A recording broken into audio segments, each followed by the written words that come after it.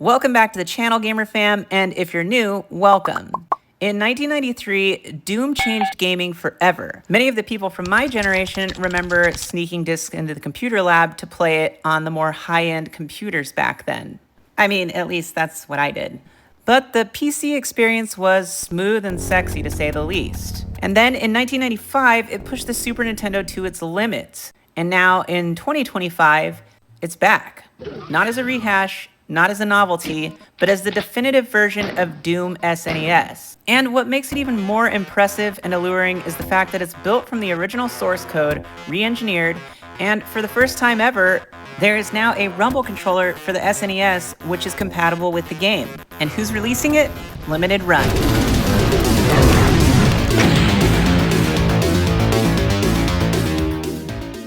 Now, when Doom was first released on the SNES back in '95, it didn't get the most favorable reviews, but that's also because it had a lot of competition at the time. It was ambitious, but the hardware was stretched to its breaking point. Choppy frame rates, missing levels, stripped features, and yet somehow it was still fun to play if it was the only way you could play it. But it definitely wasn't the preferred way. Now, we hold on to games like this because it's nostalgic, but one of the biggest gripes in GamePro's review of the game was the controls, or the lack of tight controls. And I'm probably not LRG's biggest fan, but there's something special about this game and this release, not to mention that the Bitmap Bureau is involved. Everyone's dead but me.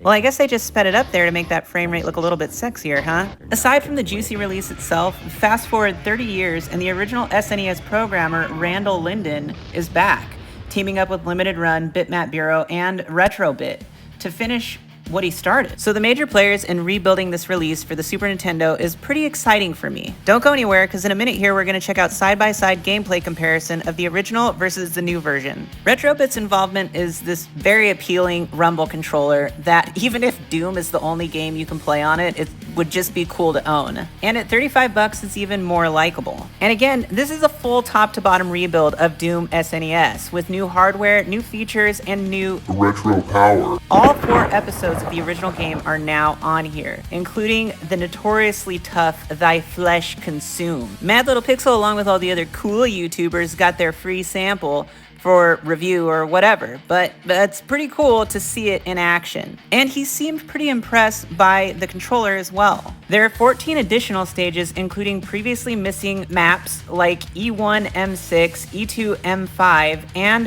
the entirety of Episode 4. The monster respawning on Nightmare difficulty, that's back too.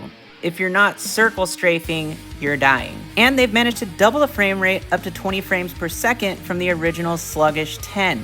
And once you see them side by side here in a minute, you're really gonna see the difference. So how are they doing this on the SNES? If you know anything about the console, you know that custom chipsets on the cartridges were the way that Nintendo achieved superior quality games. So in the case of Doom, how is this 30-year-old console managing to pull this off? The short answer is a Raspberry Pi RP2350 chip, which is engineered to use a theoretical SFX3 coprocessor? Don't quote me on that, but it's kind of magical and makes you wonder what else they can do. So how much is this going to cost? Well, the collector's edition is going to cost you a whopping $175 plus whatever tax and shipping there is. But don't fret, not to worry. If you're poor like me, then they also have one that you can't afford, which is $100, and it actually still looks pretty cool. But of course, this is one of those things that comes along like every once in a blue moon, maybe? I mean, not even in a blue moon. I don't know. This is just a crazy project. It's a really cool, and I mean, this is definitely a limited run. Like this is up there. So I don't know. I might have to create like an OF for this or something. And I mean quick, because pre-orders are going up in about 6 hours. Well, I mean at the time of making this video at least. Okay, anyways, back to the game. As you can see, it runs really smoothly, and I am impressed with that. It just looks cleaned up, and while yes, you are missing some of the textures that the original Super Nintendo version was missing, most of them, well, many of them, it doesn't matter. I mean, the gameplay itself is there, and you can clearly see that it's a vast improvement over the original, just by looking at it. And with the power of the simulated FX3 chip, it offers some heavy lifting with more memory availability, more visuals, and full motion video support. This isn't just retro, it's retro future. And to top things off, the controller, which was developed by Randall Linden and NEON.Bit, looks like your classic NES pad, but hides the deadly secret of dual rumble. And apparently the feedback's pretty good, at least according to Mad Little Pixel, who said, quote, "It doesn't even feel like I'm playing on a Super Nintendo anymore, but I am, and that's the crazy part," end quote. Additionally, they've adjusted the controls and given you some custom options for that, which definitely is going to make a big difference because the controller layout or setup that was on the original version of Doom wasn't ideal.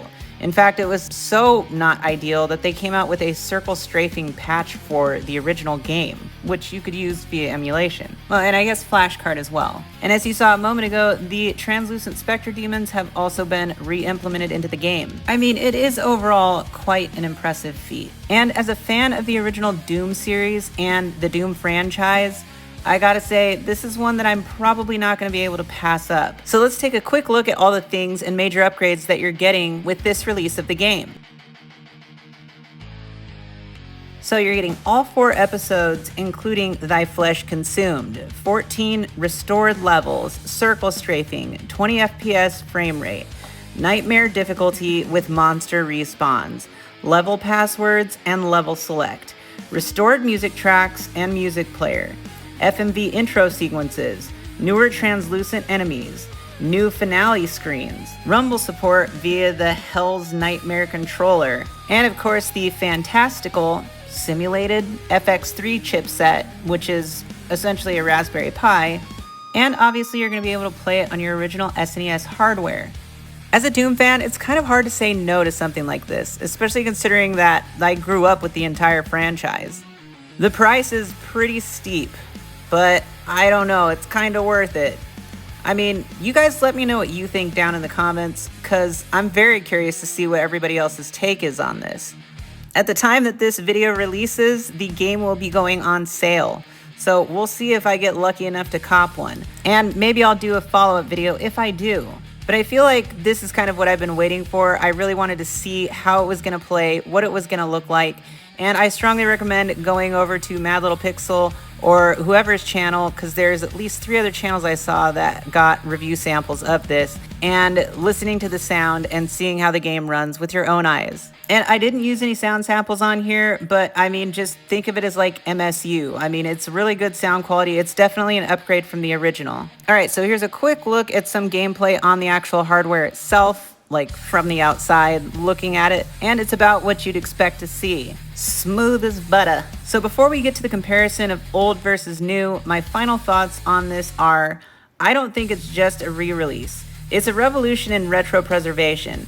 It honors the past by staying true to the original, but it also improves it and cracks open the door to what's possible for retro gaming in the future. Although I do think they need to work on their pricing, it makes sense for the situation. Whether you're a Doom veteran or it's your first time playing the game in 2025, I think that Doom on the SNES is going to be a game for anyone who likes the franchise or is a fan of first-person shooters. But I'm pretty sure by the time you see this video, the game will be gone faster than you could say rip and tear. Because the limited edition version is only going to have 660, yeah, you guessed it, 6. So again, I wish you all the best of luck. Stay safe out there. And let's rip and tear through this comparison video between the original and the new version. Please make sure to like, and if you're new to the channel, please consider subscribing if you enjoyed the content. And no matter who you are, leave a comment. Let me know what you think. I am very curious to see what the community thinks about this game. And I do mean the whole package. Stay safe, and until next time, I'll see you guys then. Enjoy the side-by-side comparison.